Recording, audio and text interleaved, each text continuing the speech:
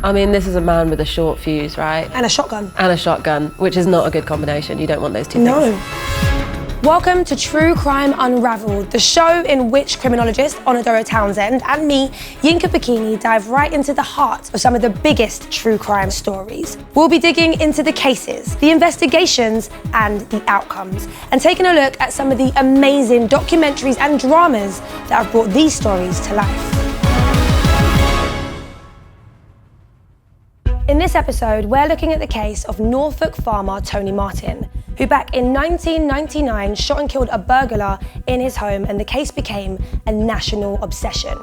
The drama, The Interrogation of Tony Martin, is based upon transcripts taken from Martin's 3-day questioning by police, as they tried to decipher whether or not the shooting was self-defense or cold-blooded murder.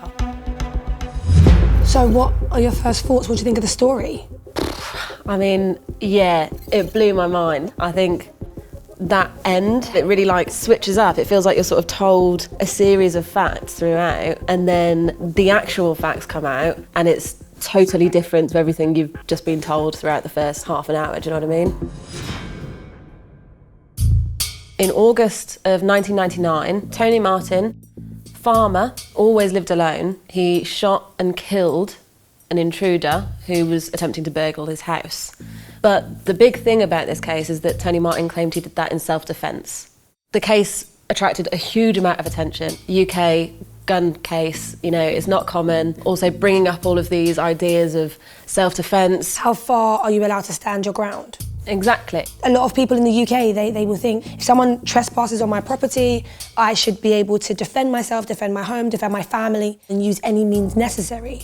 But that isn't the law here in the UK, is it? No, the law in the UK is that theoretically you could kill someone if that force is comparable to the threat that you are currently facing. So if you are in a life or death situation yourself, then you retaliating with that force is deemed as potentially appropriate. Okay. Not that it's not going to raise some issues in court, but you're more likely to have a reasonable defence for using that kind of force. I think the issue with the Tony Martin case was that amount of force, it's questionable whether that was necessary.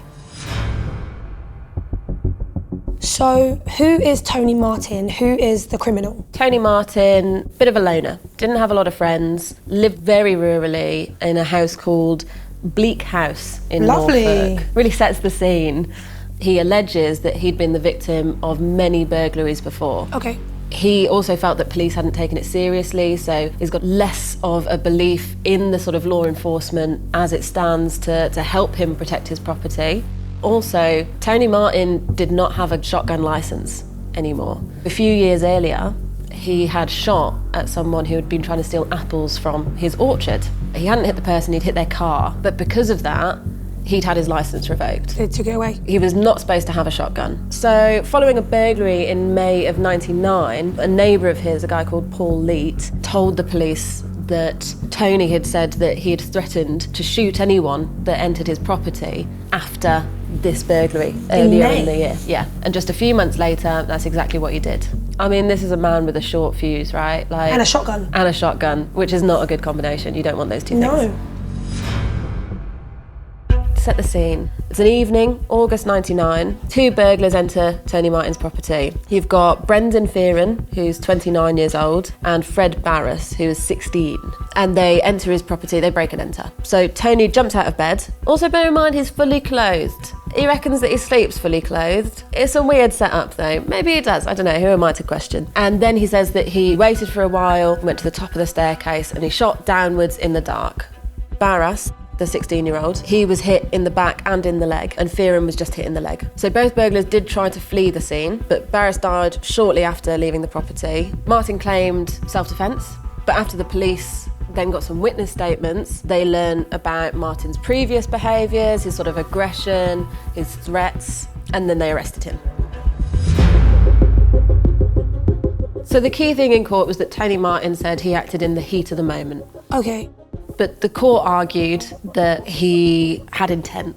Because of his past behaviours, because of his previous threats, they said, no, we don't believe you, we think you did this knowingly.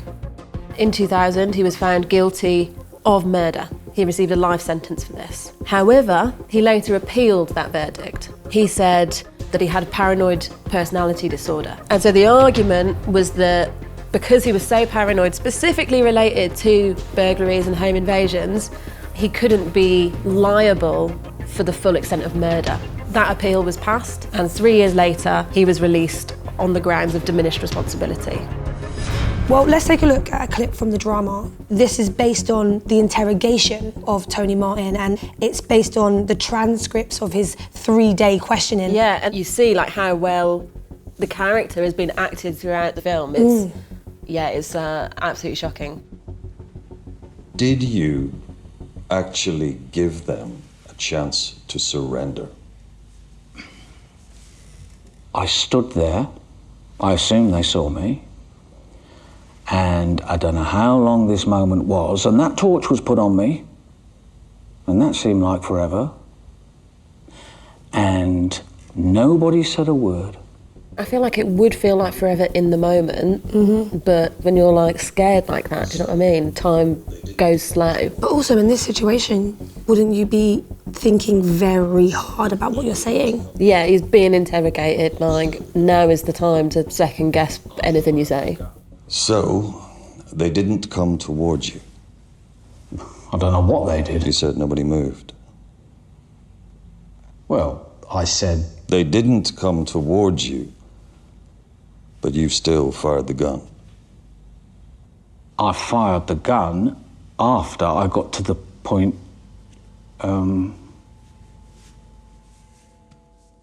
From that clip, he very clearly says that they shone the torch on him for what felt like forever, and then he fired the gun. But we know the evidence does not tell that story. It's like he was trying to explain away what he had done by making the best case scenario for himself. But, you know, would his memory be reliable? Maybe when he looks back, he thinks the torch was pointed at him. Maybe it wasn't really, do you know what I mean? It's a really difficult one, because it does feel like it contradicts the evidence, but maybe that's not intentional. Maybe he's just not remembering clearly. And I think there's no higher pressured situation, potentially of Tony's life at least, other than the incident itself, than being in a police interrogation room, being questioned about the most minute of details. So we have another clip from the docudrama where we hear Tony Martin talking about hiding the gun after the shooting. Did you have your gun with you when you went for your drive around? Well, I didn't leave it in the house. There might have been somebody still in the house. I was looking for where these people had gone. He like goes out looking for them. But then he hides the gun. But what if they were coming back? Then I went round Paul Leeds, because I knew he'd had at least one break-in during daylight. I thought I'd better go and tell, and so I told him what I thought might have happened. Apparently, Mr. Leet tells you to phone the police. According to our records, you didn't do so. Why is that, Tony? Well, I didn't know what to do. And what do I do with this gun? Went to see my mother. The natural next step. I'm going to have to give myself up. So he says he knew he needed to give himself up, but he also says that he didn't know anyone was injured on the property. And I hid it in her toilet.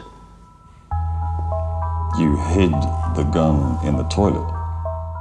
Now, the big question here, why was he hiding the gun? If you're standing your ground, if you are protecting yourself, if there's a threat, this is justified. There's no need to cover it up. Exactly. The whole idea is that you've neutralised the threat and now you follow the proper means, right? But he didn't do that.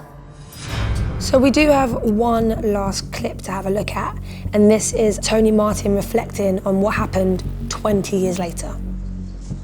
With me, it was diminished responsibility, and there's nothing diminished about me. And with the burglar, well, what goes round comes round. This is not a regretful man. There was a young chap in prison, and they're all over 21, but he seemed more like about 18. And you don't ask questions unless it's the right time. And I found out he was a burglar. Oh my gosh. Breaking people's houses. And I said, why do you break in people's houses? He said, well, he says, that's the way things are. And when he walked away, I don't know what's given the game away, whether you think I'm mental or not. When he walked away, I went bang like that, and he's walking away now. No, that's only my fingers, isn't it? Bang like that. He said, well, what's all this? I said, that's how things are, boy.